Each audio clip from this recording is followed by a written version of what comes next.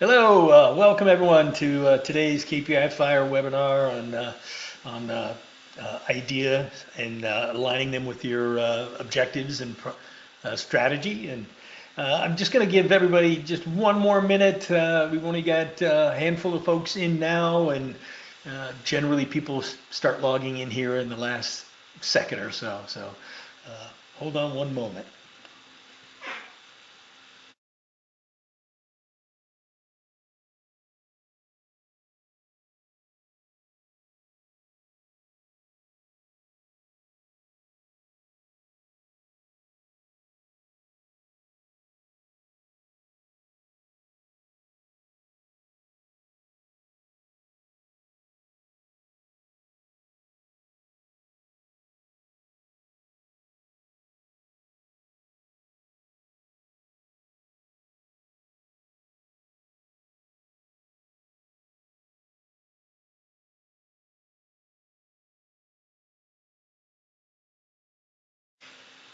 Okay, so we should go ahead and get started. A couple other folks have just joined us, so welcome everyone.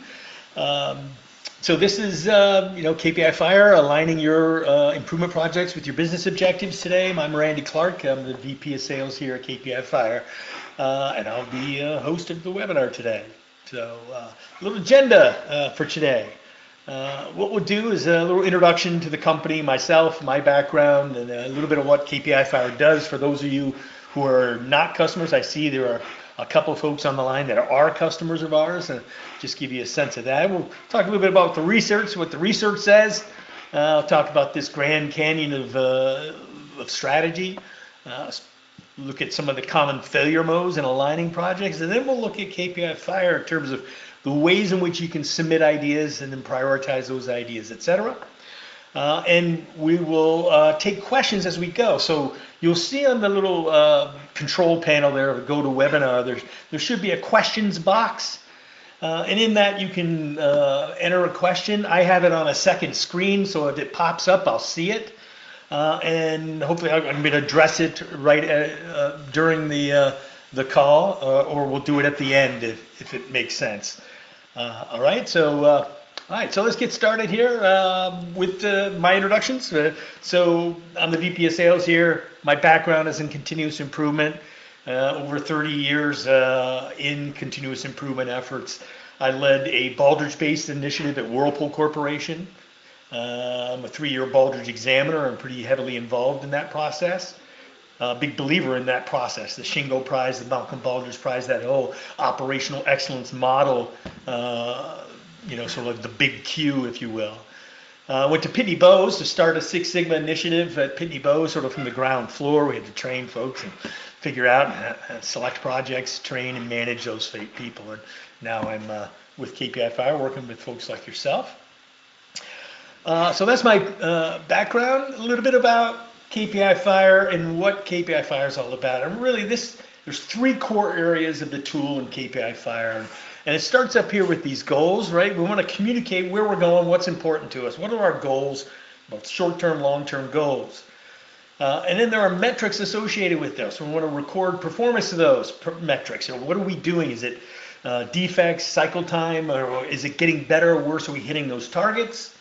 The projects that fall out of that data, right? We want to capture those ideas. We'll be talking about that today. We want to prioritize those and then execute those projects. At the end, we want to track the value of those projects and the impact on those goals and metrics that we've had. And so that's basically what KPI Fire does as a software tool. If you want to know more, you can get in touch with us to get deeper into how it works. But we're going to go into the sort of the agenda today and talking about some of the things in research. So looking at some of the research, right? Business improvement architects, 80% of organizations have no formal business case or process to ensure that their projects are aligned. There's no formal process in over 80% of organizations. 68% of organizations have no systematic approach to place and prioritize projects and link them to corporate strategic goals. If you find yourself in that state, well, it's common amongst many organizations. in terms of not being able to have a formal business process to align those. PMI, Project Management Institute, I think only 42% of businesses find that their projects are aligned with their strategy. So when you take those statistics at the top, and the 42% of the actual businesses report that their projects are aligned. Okay? And this is what we call sort of that Grand Canyon of strategy. There's a gap. And you have this strategy formulation of where we're going, what we're doing, where we want to be, and then our operations and execution at the bottom, and then there's that big, huge gap in between there. And Harvard Business Review talks about, hey, if we can close that gap between the formulation and the operational excellence, the payback is huge, 50%, maybe better performance increases if we can close that gap. And so this is the idea that we're trying to focus on here with aligning our projects and what KPI Fire helps us do these things. Right? So when we look at these, what we call common failure modes, right? So maybe a technical term, failure modes, things that can go wrong. What are the things that can go wrong in any kind of aligning of projects, etc.? We're going to focus on just these top ones here. When we talk about the common modes, one of the key failures is that people just don't know, and we clearly haven't communicated what our goals and objectives are. Why is the projects not aligned? Well, it's because people don't know or have not been communicated very well about what's important to us. Where are we going? What are the measures that we ought to be aligning those to?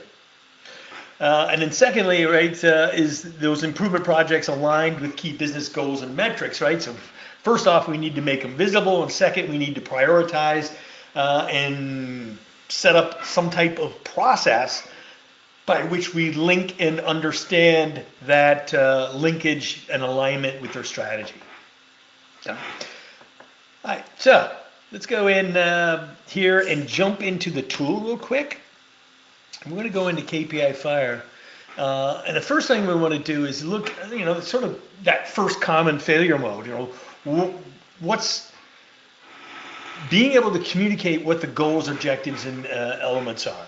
All right, so if I look at this is my strategy goal view in KPI Fire, and it has my long-term objectives and goals. So if I filter this down just to the first column, right, their profitability, shareholder satisfaction, employee satisfaction. Then we translate those to annual objectives so the whole company knows what does it mean to us this year? What are we trying to do and where are we going? This sets the groundwork for getting aligned projects. If we know what those elements are and they're communicated and well understood, we can select those opportunities and build ideas around those. Right? Same goes for things like the metrics and the goals, etc. So if I open up all of those, the metrics are aligned with those goals, and then the projects are all aligned with what they're trying to do to achieve those objectives and goals. And how does this work? And why does this, right? So if I looked at any of these goals and objectives, I can hit that little plus sign. I can say, I want to create an idea or a project idea. Connected with that goal, or connected with this metric. I can hover over that and connect it, and once I've done that, I can add that, give it a new name. Here's this new idea, right? And submit that idea, start from scratch, and off we go, right? So now I've created a project that is linked strategically to that metric, that goal, that objective, and we know we've got alignment with that project. Now, one of the things I want to talk about is where do your ideas for projects come from, right? There are a number of ways of doing this. I think we've done it in the past at Pitney Bowes, at Whirlpool, where every year we put our plan together, our strategy, and then we'd hold brainstorming sessions. We'd bring leadership teams, groups together, and we'd say, all right, let's throw some ideas out here. What are the problems that we need to address? What are the failure areas or the processes that need to be improved? And gathering those ideas in sort of a formal process. So that's one way to do it, right? And hopefully when you're doing that, you've got your goals and objectives in line, so you can map them into how they fit with those objectives. Uh, and that's one of those. And then where KPI Fire can come in and help us. And once you've done that, you can sort of weed out the stuff that's good or bad, and then you can enter it into KPI Fire, and in terms of prioritizing around all the ideas that are in there. So if I submit an idea into KPI Fire, we can prioritize. We'll see that in a second. Another way of looking at idea creation is as I'm working projects. If I'm a green belt or a black belt and I'm working on my project, there are many times and occurrences where people and project teams will run into problems, areas, opportunities during a project that are out of scope for their current project. I'm working on this project and all of a sudden I go, whoa, look at this. That's not good either. Now you have a decision. I can expand my scope. And really, we don't really want to expand the scope, and we end up expanding, and then we're born in the ocean. We never get anything done. But as you're executing projects, you run into those. We are encouraging project teams and project managers to grab that idea and stick it into KPI Fire. If I go to this new idea input and say, hey, we ran across this new cost reduction idea, put it in. We'll evaluate it later. We're not changing our scope. Right? So I think there's a couple different ways. Right? Well, one, you can do these with big formal events where you brainstorm and you prioritize, maybe affinity diagram those things, or you can offer it as sort of a way of entering those ideas when you run across those. Okay? So let's go ahead and add this one in. Right? We add it into the tool. KPI Fire, by the way, also has a phone app where you can submit ideas from your phone. Pretty cool. On the phone, you can take a picture and submit with the photo of the workplace and submit the idea from your phone. And it's KPI Fire. It comes with a license, so you just go to the iPhone store or whatever you call it, and download the KPI Fire app. You log in just like you do on your laptop. So here I'm looking at all of my ideas. Now we want to be able to rate these ideas based on impact versus effort. And so all of my ideas are down below, listed here. And I'm looking at all of my total ideas. And I can see what the total impact is on these ideas. And I can sort of sort them high to low, etc. Now you remember when we looked at this idea submission form? And all it was enter your idea. Well, you might want to configure that a little bit differently in KPI Fire. And let me just go back to that slide we were looking at a second ago. Here's what's called a custom idea submission form. And this is from one of our clients. And when you hit that submit a new idea, it brings up, instead of just give me the idea, we want to know what idea, which department does it apply to, what's the problem, what's the benefit to the process that's being addressed, are there any files or that you want to upload with that, just like taking a picture and loading it from your phone. So these are possible as well. And I think as you're looking at submitting ideas, you maybe want more than just the idea. You want sort of the why. Why would we approach this? What is the problem? What's the opportunity statement that we were addressed with that project? All right, so let's go back into that tool. So we've submitted that idea, right? So this is the page that would have that form. It could be any fields that you want to capture in the idea input for you. It's very configurable to you. If I go to my idea funnel again, right, we can see that we've rated the idea impact, right? And I'm going to go in and look at this this project, this new cost reduction project that we entered.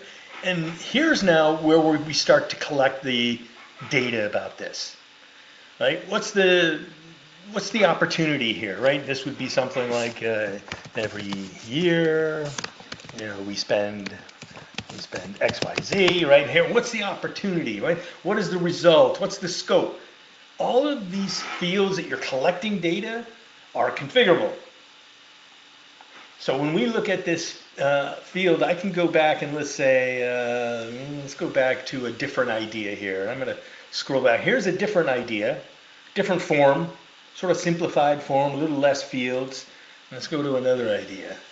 All right, so here's even a simpler one, right? It's a problem opportunity, maybe a categorization of what type of project and a place to put a photo. And so each of these forms, my point is that we want to create a process by which it makes sense for you, capturing only the information you need from those folks. So, along with every one of those ideas, let's go back and say, let's go back to that project.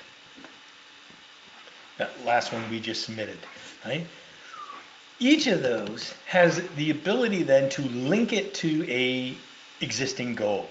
So if I open that up and I say, what does this have to do with? Well, it has to do with cost reduction. So if I look down and say all of my different goals and objectives that we have, here's this reduce costs, right? So I'm going to link it so that it's formally sort of linked. We know it's going to support that. Now, when our report outs and visibility, we want to be able to see ones that aren't aligned, ones that aren't, and those are ones we may not want to approve or move into an actual project. Okay.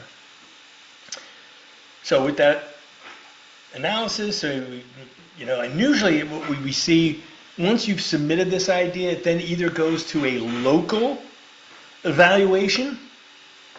So see in this organization looks like this. Acme Corporation is made up of the industrial in Detroit, and then they have 2 plants in the industrial group, 2 plants in the consumer group. So if I'm in Dallas and I submit an idea, somebody at either the Dallas or the consumer level are going to review that, and then maybe pass it on to the higher level view to see if we want to get approved. Okay. And so that's part of that official sort of internal process that we can support, but really a process you need to build and design and use, right? Okay, so if we look at this idea and we say, hey, let's change the effort and impact. And we say that the effort on this is going to be low and the impact on this is going to be high. And what happens is it just jumped into that green area right there in the top. So if I click on it, there's my new project. Here's one in the red zone. If I click on that, you can see that the status on this is it's been a shelved idea. We've got the idea, but it scores so poorly that we're going to shelve it, we'll hold on to it. Maybe we can rescope it, rechange it. Maybe it'll be more applicable at some time in the future. Okay.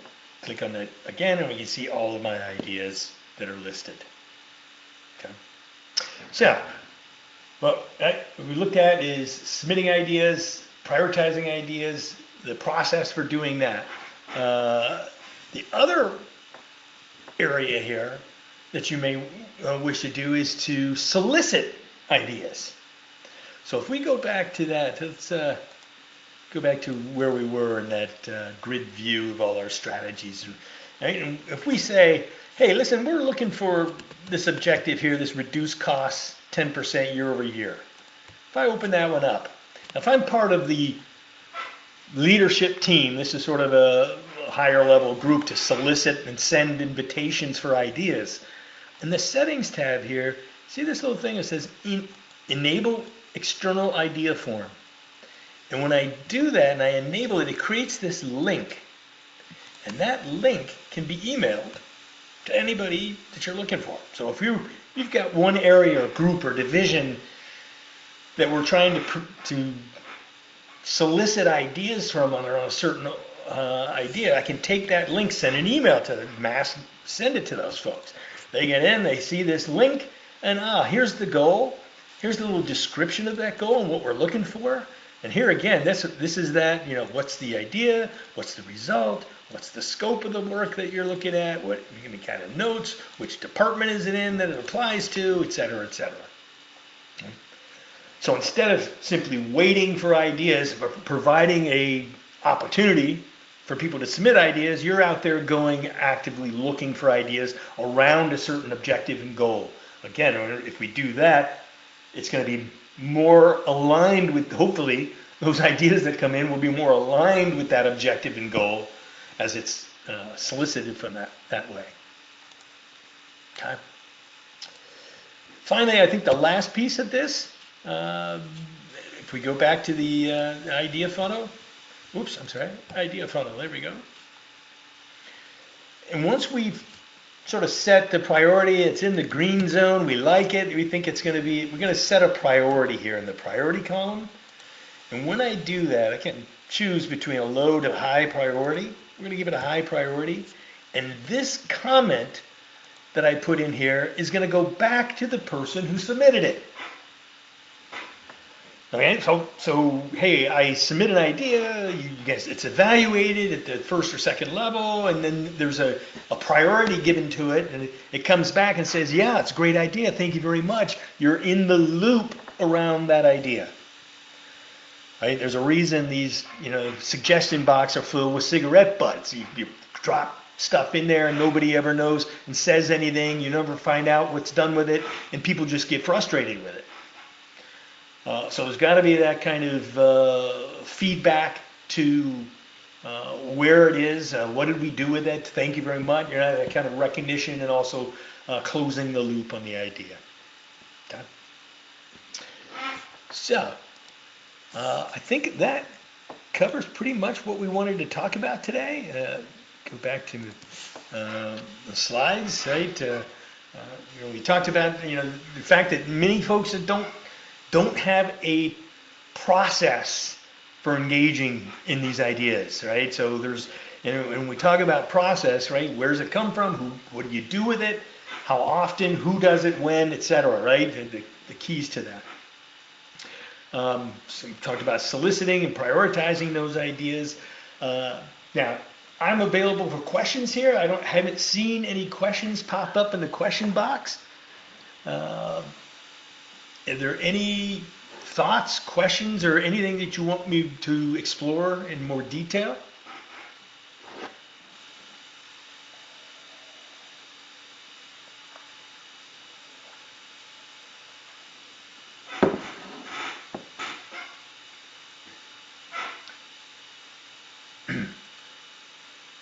Okay, I don't see any other questions.